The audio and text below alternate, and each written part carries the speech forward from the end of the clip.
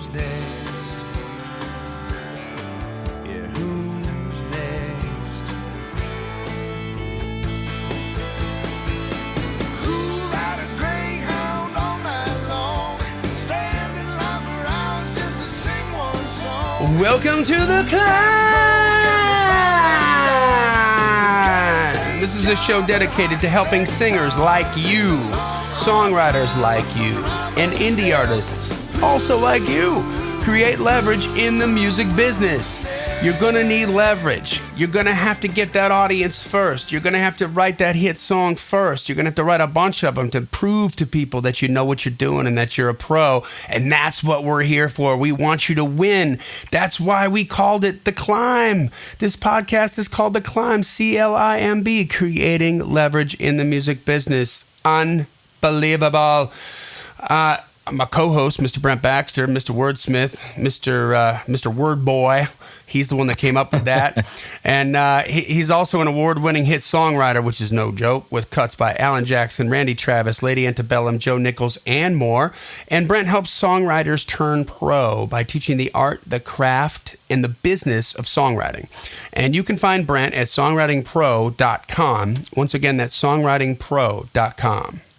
Hey, and I would like to introduce y'all to my co-host, Johnny Dwinell. Johnny owns Daredevil Production. It's an innovative artist development company. They help you find your sound, and they help you find your audience, and hopefully he can help me find my voice. Not only do they develop and improve your artistry, they also grow and monetize your fan base, creating cash flow. Daredevil has worked with multi-platinum artists like Colin Ray, Tracy Lawrence, Ty Herndon, and Andy Griggs, just to name a few. You can find Johnny at daredevilproduction.com. That's production, singular, no S, because there is only one Johnny D. So you do words good, but you can't talk now. I can't talk. I'm a lyricist. This is the only time people let me out of my cage. We got Elmer Fudd here. Yeah, I'm a lyricist. I do words good. I do words good. I'm a lyricist. Yana, what had happened was I was talking instead of writing. I know, exactly. I'm much better when I can think really long and hard about what I want to say. Oh my gosh! Well, we're gonna learn. What are we gonna learn today, Brent? Your job, man. You're other than the fact that my mouth has stopped working. Yes. Today we're going to talk about. We're going to ask you a very important question. It's a question that I really should have been asking myself a lot earlier in my career. I think this has cost me cuts. I think not answering this question the right way has cost me a lot of royalty money. I think it put me behind. And the question is, what is your end point? So at different times in my songwriting history. And wait a second. Wait. Yeah. Before we get to the what is your end point, I think we should read a review. Why not? A little cliffhanger. That's right. So this is guess what? 5-star review. Another 5-star. I love those. This is by Kermit the Pod. Hi-ho. The name is Try a Pod of This Sweet Stuff. Okay, so I'm going to read this carefully because this is creative. The candy is dandy, but the liquor is quicker. Wonka, wonka, wonka, wonka. You need to be eating it up like Pac-Man. Johnny, Brent, and the C.L.I.M.B will give you the sweet stuff you want and then mix you the concoction that you actually need for music business success. It's the golden ticket. Thanks for letting me put that candy bar on my tab, guys. Shane. Thank you, Shane. Yeah, man. That's killer. That's about as creative as it gets right there. That is, that's pretty whacked out, and you still read it better than the intro I read every week. I was struggling. you still got all the Wonkas in there. You got the right number of Wonkas. I'm reading along. I'm counting the Wonka. He's like, did it he right. Did all 4. All the Pac-Man, you even say concoction. And listen, I get emails from this guy. It's not easy to read this stuff. He's unpredictable. I'll tell you that right now. He's unpredictable. He keeps it interesting. Like, where is this going? Yeah, so I like Shane, that. I'm interested. Thank you for keeping it interesting. Thank you for keeping it 5 stars. And thanks for the review, man. It means the world to us when you guys put those reviews up there. So we appreciate that. And that's cool seeing reviews on there from people that we've worked with and people that have commented on blogs and been in the Facebook groups and that kind of stuff. It's cool to see a familiar face or a familiar name, and so that's just cool. Thanks, Shane. Speaking of that, as Brent mentioned in the last episode, we have far more listeners on this podcast than we have people in the C.L.I.M.B community. We want to invite you to come to the C.L.I.M B community. Just go and request to be put in. We'll either Brent or I will bring you in. It's Facebook / the C.L.I.M B community. I think so, but I wouldn't swear to it. If you Google or if you look in Facebook for C.L.I.M B community, you'll find it. You'll find it. And hey, there's a whole big community. People are putting up marketing questions. People are testifying about stuff that they tried and how it worked, and it's super cool, man. And we'll, if you got questions, we'll get to them. We'll answer them at some point. So come on in and join the community. And the other thing is, we don't spam, we jam. That's right. It is not, if you've been in some Facebook communities, and we've talked about this on Stop Killing Facebook, most popular episode ever of there the we go. The Stop Ruining Facebook episode it's not a place where people just come and vomit up their videos and all their own stuff. It's not a place where they do that, because we know that's annoying, because it's annoying to us and it's probably annoying to you too. We don't do that here because, well, the people listen to the podcast, and we would totally get onto them for that. That's right. You'll be escorted to the door. Exactly. Yep. So again, this cliffhanger. Yes. What is your end point? You've lost money on this. You've lost royalties. You've lost writing. You've lost cuts. You've lost a lot of stuff on this, and you got me curious. Yes. So at different times in my songwriting history, and I guess I've been doing this long enough to actually have it be a history. I've had various endpoints. So what is an endpoint? An endpoint is a basic target that your efforts try to hit. That's where you focus your effort and where most of your effort ends. It's the horizon that you don't usually look past. Like, what is your eye on the prize? What is that prize? What are you looking at? So when I first started out back in Arkansas, my endpoint was a finished song and a work tape, right? That's my I can't really see too much past that. Vaguely, I want cuts and hits and stuff, but really I'm just working toward that next song and work tape. It felt great, and I had a sense of accomplishment, and I had something to listen to when I was driving around. It was really cool. So, I dreamed of hearing one of those songs on the radio, but pretty much my efforts ended at song and work tape. That's pretty much all I did that's kind of all I did about that dream was song, work tape, song, work tape, song, work tape. That was kind of my end point then. So years later, even though my dream was cuts and hits, my effective end point, song, work tape. Years later, after I had moved to Nashville, loaded up my white Pontiac Grand Prix, roll over here, my end point was to impress a publisher so they'd start pitching my songs. Sure. Again, still dreaming of getting songs on the radio, but on a day-to-day basis, I really didn't work at anything beyond landing a good publisher relationship. So I was writing songs, hoping a publisher would like them, trying to get publisher meetings, trying to go out to writers' nights and write with other people who might have publishers and that kind of thing. And later still, eventually I had a publishing deal. And my endpoint was often getting my publisher to demo my songs so they could pitch them. So I'd even had a hit on the radio by this time, but I couldn't really see beyond the demo on a daily basis. Mm-hmm. Like, let's write something great. It's great. Are they going to demo it? They demoed it. On to the next thing. That's kind of where my effort ended. And so, a few years later, and the endpoint is getting cuts and singles. So the conversation and work centered, maybe there's a lot of artist co-writes, and the conversation and work centers on getting songs on their records and on the radio. Now, demos, if they're discussed at all, are really just recorded to pitch to the artist label or to the producer for their own record. If it doesn't make their record, then we'll pitch it around, but that's pretty much like plan B. And so you can see on that progression, my endpoint was kind of that next step up the ladder. So I worked for years to get to the point where it's realistic to talk about cuts and singles. But I wonder how much further I would be in my career if hits had always been the endpoint. Like instead of just aiming at writing songs, what if the endpoint had been writing songs that an artist would want to sing, and not just what I wanted to say? My endpoint is not just, write a song, get a work tape. But it was like, you know what? I want to write a song that an artist would want to sing and play out. Especially since you're the kind of songwriter that isn't also an artist. Right, because I'm pure songwriter. I'm not going up and playing my own stuff out. Exactly, because you've heard how I'm like on the microphone. I've proven that. Complete catastrophe. Boy, you have a tongue for a lyricist. Yes, you have a voice for a lyricist. So, it's your mindset. It's where most of your efforts kind of end, and you kind of let your foot off the gas. It's the end point. So yeah, I'd let my foot off the gas at write a song, get a work tape. Later on, it's get some publisher meetings, get a publisher interested.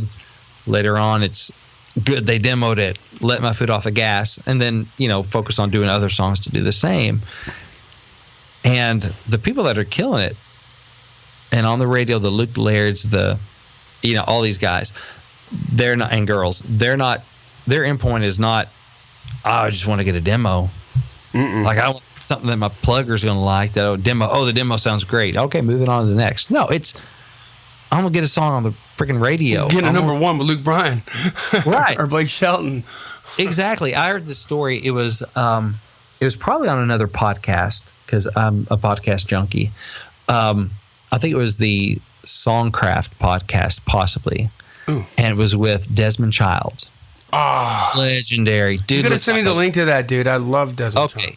Yeah, it's great interviews. Just Hall of Fame songwriter written. I was made for loving you, baby. You were made for loving me. I mean, living on a prayer. Yeah. Living on a prayer. Walk this. La Vida Loca. He's on La Vida Loca. Yeah. So just tons of hit after hit after hit. Anyway, so they're interviewing him. And he was talking about Diane Warren, and he was telling a story about her, and she's, My Heart Will Go On, and just a bazillion Don't want to miss a thing, yeah. Yeah, just unbelievable. Alone from Heart. Hall of Fame as well. And he was saying, I didn't plan on talking about this, so hopefully I get this right. But I think he had written a song for, some project. It was like a share project. And for like a movie, I think. And so he wrote the song, and he pitched it to them, and they didn't hear it they passed, and he just like, okay, on to the next. Diane Warren wrote one, and they passed, and she's like, no, you don't.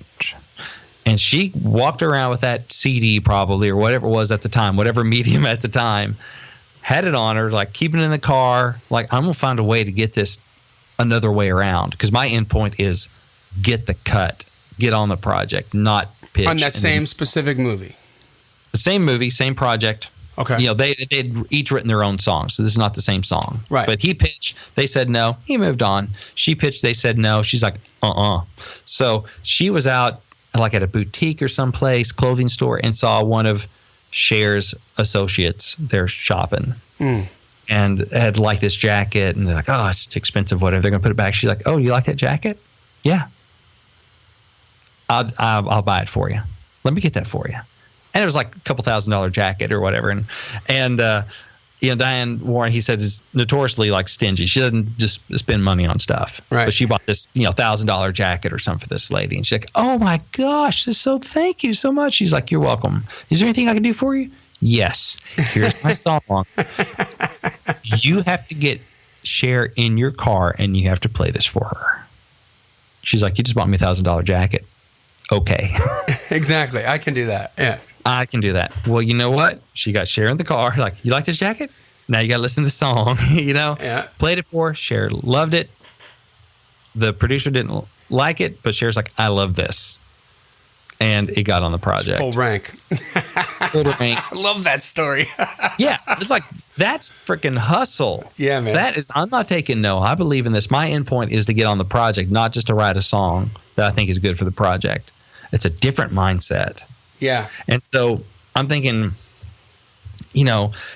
sure, like I said, I worked for years to get to that point, but where would my career be? Like, instead of aiming at writing songs, what if the endpoint had been writing songs that an artist would want to sing? What if I had that in mind? Like, I just don't want to write a good song. I want to write a song that an artist wants to stand up in front of thousands of people and sing. What if instead of kind of effectively washing my hands and walking away when a song got demoed, what if I kept going, getting my demos in the hands of decision makers myself?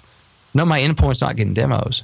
My endpoint is even just one step forward. Like, I'm going to get that in someone's hands myself. That's my endpoint, which is still not the ultimate endpoint, but it's another step. What if I've been pushing that just one more step along? Can I interject for a second? Yes.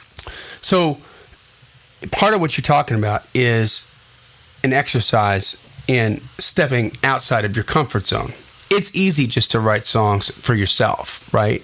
And maybe that's all you want to do, and God bless, that's fine. Yeah, but if you want to be a pro, then you're going to have to get the demo done. You're going to have to get that demo in somebody's hands. You're going to have to get a cut.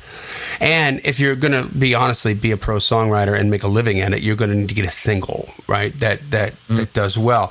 So that has to be the end point. And you have to think like that, and you can't let self-doubt tell you that that's not, or modesty or, aw shucks, get in your way of understanding that that's what has to be done. And you have to be aware that you're unaware on how to do it. So, which means if you're unaware on how to do it, every time you learn something new, it's never the most comfortable thing in the world. We all feel like idiots when we learn something brand new until we learn to be better at it. Right.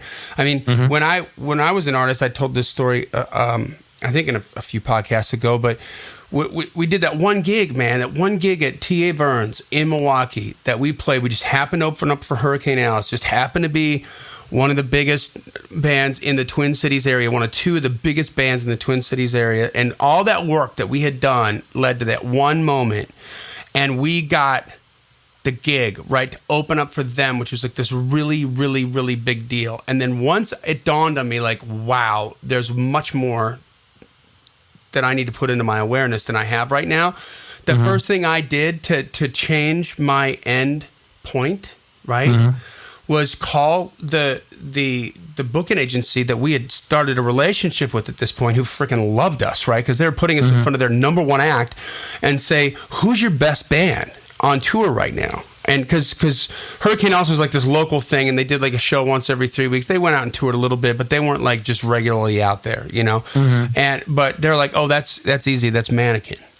And so I'm like, well, I want to go see them. And they're like, well, they're going to be in Milwaukee actually in 2 weeks. I'm like, great, okay, now I'm not 21, so what happens now, right? But there's the end point. Like, I got to see what my competition is. I got to see how I'm going to do this. Like, what do we got to sound like? I knew that we were just going to be we were good, and that we were obviously turning heads, but I knew that wasn't good enough, right? Like, I'm like, where do we got to go?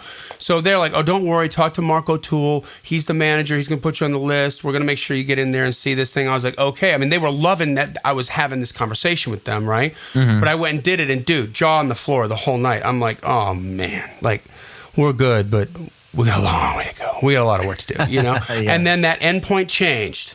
Right, the horizon got farther down, and there was more work to be done, and we got there. But it was only because I sought that.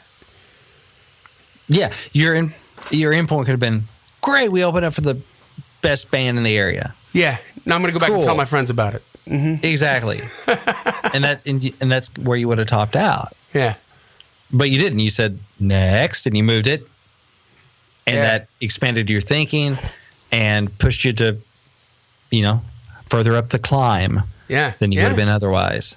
Exactly. That's cool. Yeah. And, and I wonder, like, instead of, like I was talking, kind of walking you down the line, so instead of just walking away when my song got demo, what if I worked to get my demos in the hands of decision makers? What if instead of just playing a demo for an A&R rep, because sometimes I was like, okay, I'm starting to do some pitching, and that's kind of the furthest I'd kind of gone along that route. I play these songs for some A&R people, and it feels good. But what, instead of kind of letting off the gas in, what if I kept working to get the song into the hands of the people who really made the final decision?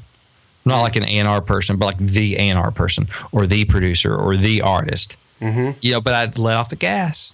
I kind of get comfortable doing that, step out, do that, then do that a little too long, and not get to the next level. Instead of just being happy to write with a baby artist, what if I really focused on, like, I'm not just happy to be in the room and writing a cool, best song we can that day or whatever. What if I'm really focused on, let's get the deal getter for that artist? Or if they're on a label, I'm going to write their next single. And really having that mindset of, so let's write something really cool, which is important, but really going and going, what's my endpoint? To get this song on the radio. And we talk about that, but in my mind, I know there's something a little different that wasn't really the thing.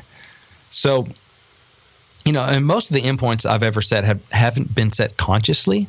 They were just set at the next song or the next step in my career. Like I didn't talk about going, okay, this is. You weren't intentional about it. Wasn't intentional, right? And that's what I want to challenge you guys to think about, because these steps, to write, to publisher, to demo, to A&R, to artist, whatever, these are good steps. And if you want to be a pro songwriter, these are all necessary steps. But they're each just steps in a staircase. So if those steps are your focus, where your attention and where your energy is focused, you might miss an elevator with its doors wide open. What if I'm so busy right around the corner? I'm so busy trying to write songs that a publisher might like that I don't really pay attention to. Wow, I'm surrounded with all these people that may get record deals. With all these artists. Or, wow, what's keeping me from calling up a record label and an A&R person, or seeing somebody else out, or just instead of just being, what if there's chutes and ladders? There's a ladder here, or there's an elevator, and I miss it because I'm focused on the next right there step. And listen, depending on where you are in your writing, in your craft, I'm not saying everyone all of a sudden you need to be like, yes, I'm going to take this song, this third song I've ever written, I'm not going to stop until I get it in Garth Brooks' hands. So I buy $1,000 jacket. He's on phone. Find him in a boot store. I'm going to buy boots. I'm not saying that, because if it's the third song you've written, you need to be worried about that next song, building your craft. Mm-hmm. That's all right. So different places, I'm not saying you all need to be with the same endpoint. But I'm challenging you to take it up a click, another rung on that ladder. Where are you now? Where is your focus now? What's that next step after that? Try to make that your endpoint, because it's going to move you along further and faster. And so, because I wonder how many elevators I missed, or how many rungs I could have moved up faster if I'd been focused on it. So I want to encourage you to take a look at your goals, take an honest assessment of where your attention and energy really is focused, and really where you let off the gas. Have you set your endpoint where only a mile marker should be? Because mile markers are great. They mark progress and they keep you motivated, but a mile marker is not an endpoint. So, I think maybe your endpoint is writing good songs right now, or maybe your endpoint is writing great songs. But if you're ready to start writing cuttable songs, like songs that fans want to hear and artists want to sing and radio want to play, I have a cool opportunity for you. Oh, how's that? Love it. Let's do another review. No, let's go ahead and tell you about this one. So, this is called the C4 Experience, or C4X. It's a series of workshops I'm going to be hosting every Tuesday night in August, and this is August 2017 if you're listening in the future. So what does C4 stand for? It stands for Creative, Commercial, Coaching, Community. So the C4 Experience is about celebrating your creative spirit and sharpening your commercial songwriting. It's guided by expert coaching and encouraged by a supportive community. And so what we'll do, it's a very small group. It's only going to be 10 of us. Well, 10 plus me, so 11 of us total. We'll be for 5 weeks, the same 11 of us. For 5 weeks, we're going to get to know each other. We'll get a free copy of my workbook, Cuttable, which is $35 ebook that you can get on my store. You get that for free, and then we're going to spend about 10 hours together over the course of August. And so it's a good long time. We're going to get to know each other and really work on sharpening your commercial songwriting chops. If you want to find out more about the C4 Experience, you can go to giftfrombrent.com, and what you're going to find there is my free ebook, Think Like a Songwriting Pro, or Think Like a Pro Songwriter. You can download it, It's a good read, full of helpful information. And what that also does, it gets you on the Songwriting Pro Insiders email list. And therefore, you obviously not some information. I'll be blogging about this and just letting you know what the opportunity is, how you can sign up. You want to get on it because there are only 10 people there and be joining me. And I won't be doing this again for probably another 6 months. So the window's going to close for a while because these take a lot of time. So I don't do them too awful often. But it's a C4 experience. So even if you're listening, 2 years from now or whatever, still go to getfrombrent.com, get on that email list because I plan on doing these maybe once or twice a year. So there'll be another one coming up, and you can check it out. Man, great place to find out where the bodies are buried in the songwriting process, right? Mm-hmm. Like get in there and have that kind of proximity to a pro. I mean, What more could you possibly want? I mean, other than a cut, Well, and we're going to try and help you get there. We're going to help you try and, get you where you're writing stuff that's cuttable. And that's the whole goal of it is if your endpoint has been like, I just want to write great songs, or I just want to write the next song, we're going to try and help you move that over to like, okay, now I'm writing songs that are really cuttable, really commercial, really can end up on somebody's record. So that's why I talked about this tonight we're going to try and nudge that endpoint over to more commercial relevance. Give you some tools to do that. Man, that is cool. I like that. This is a good conversation, dude. I love the endpoint thing because you know what? If you're not... two dudes, this is a fact, two dudes sat on the side of the Hudson River and thought, we should build a bridge from here over to the Bronx. I think it's the Bronx. And because that would make life a lot easier in New York, And they're like, yeah. And so they thought about it, right? Thoughts are things. That's the first. That's the first, not paragraph, but the first chapter in Think and Grow Rich by Napoleon Hill. Okay, mm-hmm. Thoughts are things. The things that you think are reality. And these two guys thought, we should build a bridge from New York Island over to the Bronx. And they ended up doing it. And it was the first bridge ever that was so long that they had to mathematically account for the curvature of the earth. Wow. To make the ends meet. Okay. But that bridge changed lives in New York. But it didn't happen until those two guys decided that they needed to do that and became aware. And did they know at the time that they're going to have to account for the curvature of the earth when they were on the side of the river? No. But they did. They figured that out along the way, So it really is about moving that endpoint down and saying, like, what do you really want to do? And then go for it. Mm-hmm. Right? Go for it. Like Rocky. Do it. Hey, yo. That's right. All right, guys. Well, listen, that brings us to the end of another killer episode of The Climb. Thank you for sharing. Thank you for leaving your comments and your ratings and reviews on iTunes and Stitcher.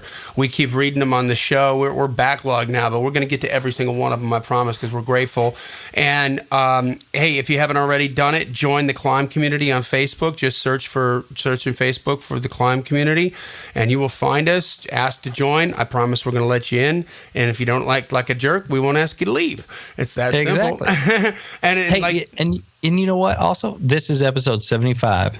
3/4 of the way to 100, right? Right. This is 75, right? That's right. Man, we've been doing this a minute.